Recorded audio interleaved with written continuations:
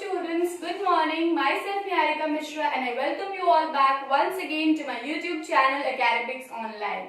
In the previous classes, we have been reading the topic tenses. The tense topic is common for all the classes. From your childhood, like from 5-6 classes, you start reading tenses and you have to read it up to the time when you are reading English. जब भी आप English पढ़ोगे, you will have to have the knowledge of tenses. So previously we have completed the present tense, and in the present tense we have seen the simple present tense, present continuous tense, present perfect tense. And the last in present tense is left, which is your present perfect continuous tense.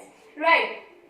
So before dealing with this tense, I would just like to remind you all that since we are taking every topic, every tense, every particular tense, every sub part, that is in your present tense, we have taken simple present tense, present continuous tense, present perfect tense, all in details, just for the sake that you don't just have the knowledge of your class level, right? Whoever sees this video, the videos related to tense, the person might be able to understand the whole concept of tenses. मैं यहाँ पे आपको एक एक tense बिल्कुल detail में लेकर के चल रही हूँ. मेरी कोशिश जहाँ तक है ये है कि अगर कोई बच्चा क्लास 9th का है तो वो सिर्फ अपने क्लास 9th के भर का ही टेंस ना जाने, वो आगे का भी जान पाए. अगर कोई 10th में है तो ऐसा नहीं है कि वो डायरेक्टली 10th के लेवल का ही जाने, वो प्रीवियस बेसिक चीज़ों को भी सीख पाए.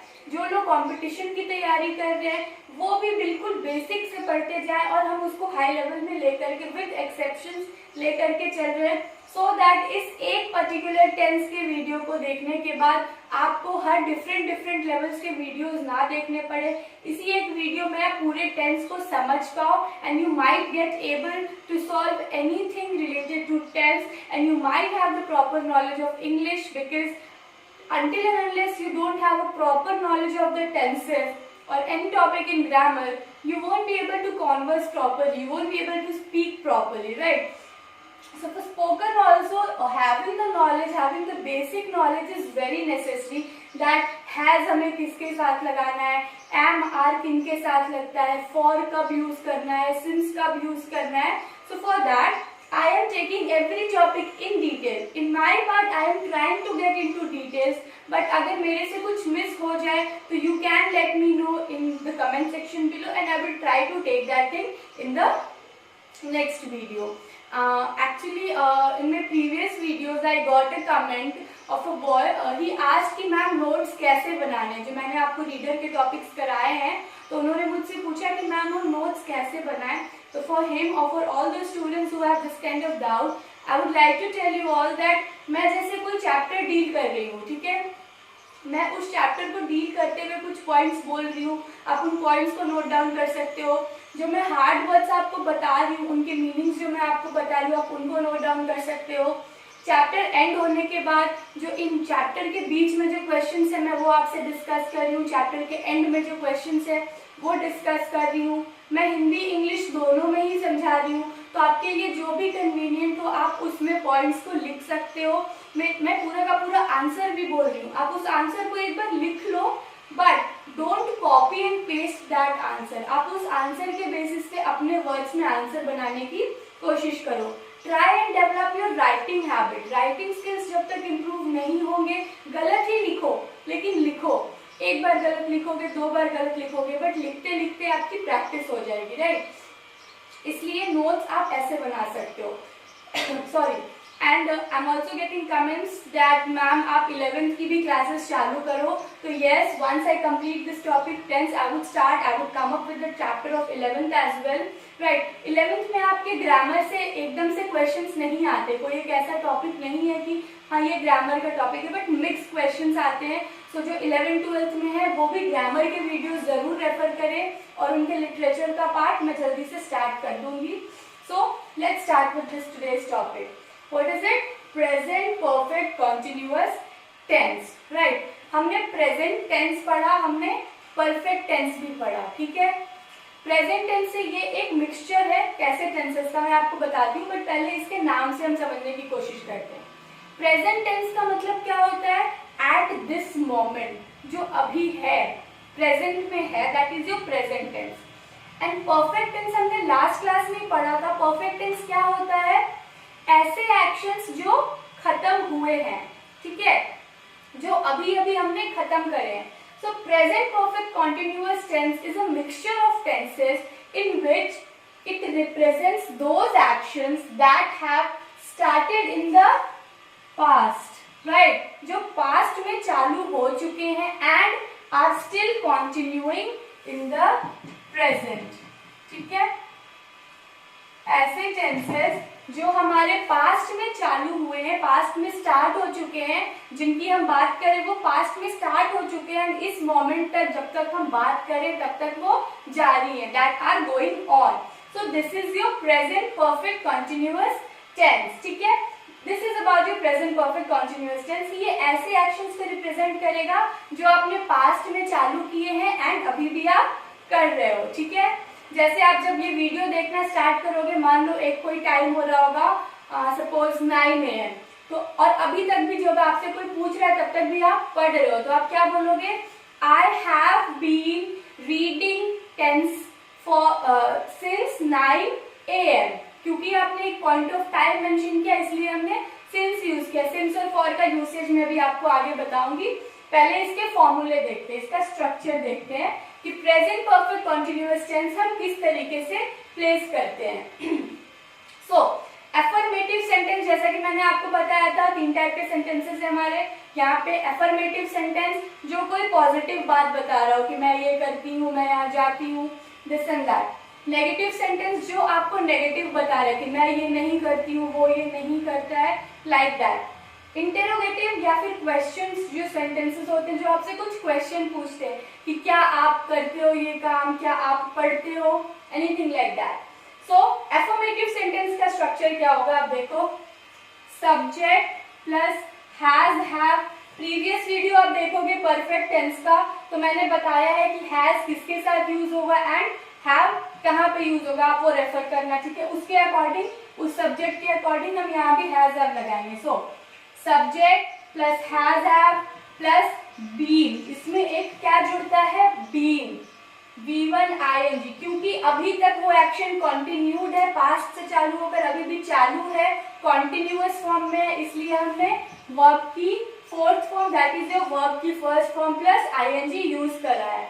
ऑब्जेक्ट प्लस सिंस या फॉर, सिंस या फॉर में से कोई भी एक हम यूज करेंगे डिपेंडिंग अपॉन कि टाइम हमारा क्या है। तो ये स्ट्रक्चर है हमारा, subject plus has have plus been plus V1 ING plus object plus since और फॉर प्लस योर टाइम और योर टाइम पीरियड। लाइकवाइज अगर हम नेगेटिव में जाएं तो सब कुछ सेम है, बस हैज हैव के बाद हमने नॉट जोड़ दिया है। Subject plus has have plus not plus been plus V1 ING plus object plus since plus for plus time, ठीक है। अभी एफर्मेटिव का एग्जांपल हम देखते हैं। क्या है हमारा? Subject plus has have plus been plus V1 ING plus object plus since for. इसका हमने एग्जांपल क्या लिया है? आप देखो, आई जो कि आपका सब्जेक्ट है, सब्जेक्ट की जगह पे आई, क्योंकि हमने सब्जेक्ट आई लिया है इसलिए हमने क्या यूज करा है? हैव, क्योंकि आई क्या है? फर्स्ट पर्सन सिंगुलर है, ठीक है। तो आई के साथ, फर्स्ट पर्सन सिंगुलर के साथ हमेशा हैव यूज होता है, इसलिए हमने हैव यूज किया है। देन अगेन बीन है तो बीन, V1 ING, तो टीच का टीच फर्स्ट फॉर्म है, उसमें ING लगा दिया तो क्या हो गया? Teaching for 5 years। नाउ यहाँ पे हमने 5 years लिखा है इसलिए क्या यूज किया? फॉर। जब भी कोई टाइम ड्यूरेशन मेंशन हो, जैसा मैंने यहाँ पे लिखा है, आप देखो यूसेज ऑफ फॉर में, when time period is mentioned then we use for, जैसे कि for 2 hours, for last 3 years, for 3 months, for 4 weeks। जैसे एक टाइम स्पैन मेंशन होना, 1 साल, 1 हफ्ते, 1 दिन, 1 महीना, तो ये 1 महीना, 1 साल, 1 दिन क्या है? एक टाइम ड्यूरेशन है। तो जब भी एक टाइम ड्यूरेशन होगा, मतलब बिगिनिंग पॉइंट से लेके एंड पॉइंट तक एक ड्यूरेशन है, तो हम क्या यूज करेंगे? फॉर यूज करेंगे। लाइकवाइज सिंस का भी मैंने आपको बताया है, व्हेन पॉइंट ऑफ टाइम या फिर बिगिनिंग टाइम इज एक्सप्रेस्ड, जैसे कि since Monday, I have not been going to school since Monday. मैं मंडे से स्कूल नहीं जा रही हूँ। तो कब से नहीं जा रही हूँ? मंडे से। तो मंडे क्या हो गया हमारा? Beginning point. मंडे से लगाकर अभी तक नहीं जा रही हूँ, तो मंडे हमारा क्या है? Beginning point. जहां भी बिगिनिंग पॉइंट मेंशन होगा हम वहां पे सिंस यूज करेंगे। Since 2008, I have been living here, या फिर I have been living in Jaipur since 2008. मैं जयपुर में 2008 से रह रही हूँ, मतलब 2008 से लेकर के अभी तक, जब तक मैं बोल रही हूँ उस समय तक रह रही हूँ। तो 2008 क्या हो गया हमारा? बिगिनिंग टाइम हो गया, इसलिए हमने सिंस लगाया है। यहाँ पे मैंने ये भी आपको बताया है कि सिंस हम किन किन चीजों में यूज करेंगे, वो हम बाद में आते हैं। पहले ये समझते हैं कि हमने यहाँ पे फॉर क्यों लगाया। तो हमारा 5 इयर्स है। 5 इयर्स एक पॉइंट ऑफ टाइम नहीं बता रहे, पूरा टाइम स्पैन बता रहा है, ठीक है, इसलिए हमने फॉर लगाया। Now negative subject plus has have plus not plus been plus V one ING plus object plus since या फॉर प्लस टाइम।